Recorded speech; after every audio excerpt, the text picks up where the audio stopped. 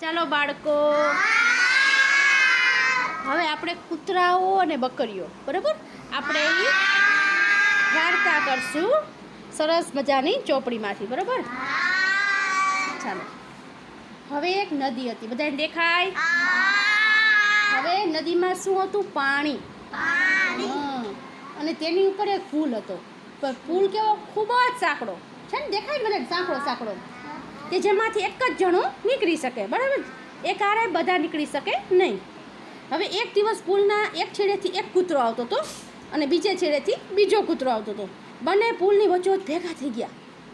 પછી શું છે? એક કૂતરો કહે, ખસી જા, મને જવા દે, ભાવ. બરાબર. બીજો કૂતરો કહે, તું ખસી જા, મારે જવું છે, ભાવ. એ ભાવ કરતા હોય ને, પેલો કૂતરો કહે, હું શું કામ ખસું, તું ખસ. બીજો કહે, હું નહીં ખસું, તું ખસી જા. બંને કૂતરા એકબીજા સાથે ફસવા લાગ્યા. ભાવ કરતા હોય ને કૂતરા એમ. બંને કૂતરા એકબીજા સાથે ફસવા લાગ્યા, હાવ કરવા લાગ્યા અને એકબીજાને નહોર મારવા લાગ્યા, બરાબર.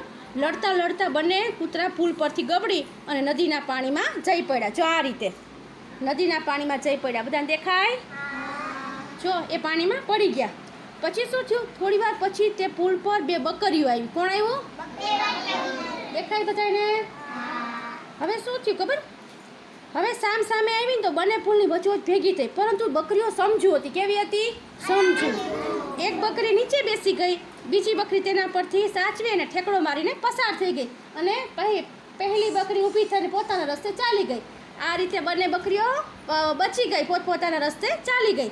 બોધ આપણે આ વાર્તા પરથી શું શીખવા મળે? કે કજિયો કરવામાં બંનેને નુકસાન થાય. સમજાઈ ગયું? બેયને નુકસાન થાય. નવો બોધ, સાંકડા પુલ ઉપર કજિયો ન કરવો. વાર્તા ચાલો, સરસ.